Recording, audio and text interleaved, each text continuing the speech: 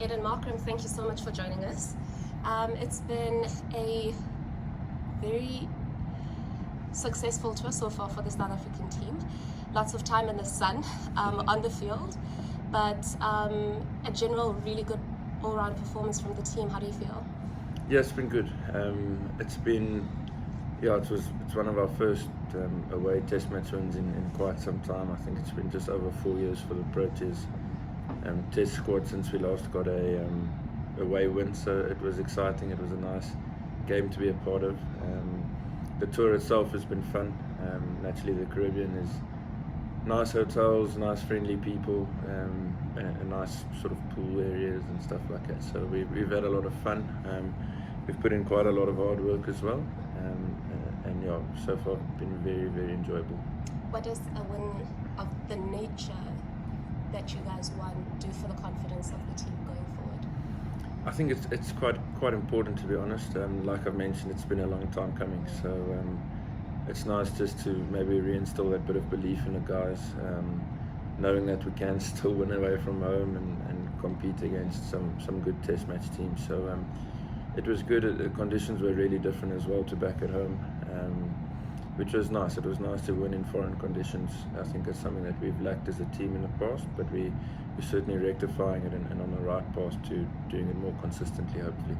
And also, you won in foreign conditions. You won playing with a foreign ball, the Duke's ball, and everybody just seemed to come together in a really, really satisfying way. What were the discussions afterwards? Just how do you guys maintain that momentum going forward?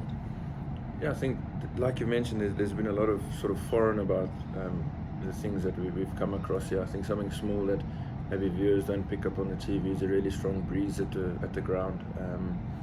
Quite a steep uphill bowling from the one end, and those bowlers had to run up that hill into that wind during the whole test match, and bowling with a ball that they're not familiar with as well. I don't think once I heard of any excuse in terms of preparation or in the game. The main focus was just on getting the job done, and I think that was something that really stood out. No excuses, and just sort of trying to focus on what the team needs at the time, and emptying the tank as best that they could. So I think our bowling unit was incredible. I think it goes without saying, and yeah, it was nice to stand in the slip cordon and just watch them operate. Quinton mentioned in a previous press conference that you never felt as though you were fully in as a batsman, and you came away with a half century.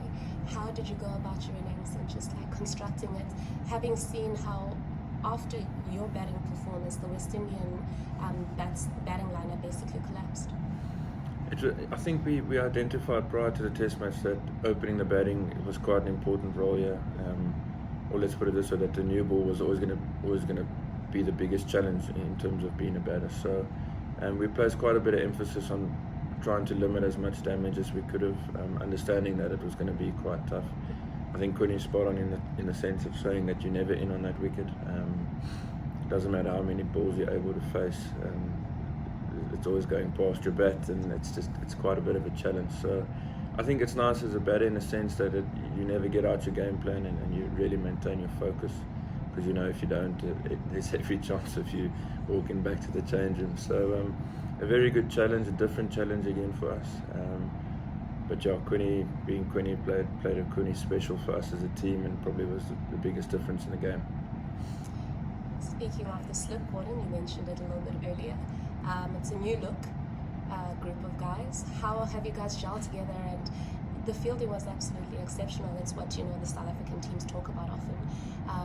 And going from being a team that has the reputation of being a really good fielding side, how did you guys get yourselves together and make sure that you are really good in that aspect, especially in the slips? We do pride ourselves on our fielding. I think it's, to be honest, maybe something that we've not been quite at our best in over the past maybe year or two, and it's not for lack of preparation or for lack of trying. It's just unfortunately been one of those things. So it was really sort of heartwarming to see the guys catch and field the way that they did in this past test match. Justin Antong, our fielding coach, has been exceptional. he's pushing the guys a lot with regards to fielding and making sure the guys keep ticking over that skill of the game as well. Naturally, he was a brilliant fielder back in his day, and he's sort of just passing on all his knowledge to the guys. So it is still a young team. It's a very new look slip cordon, but we're putting a lot of hard work, and we're almost trying to make it a lot tougher at training, so that in the game hopefully it seems that a little bit easier, or can feel that a little bit easier. So those are the things we're trying to do as a team. It's still a work in progress, absolutely, but it was nice to see something come from the hard work that we've been putting in.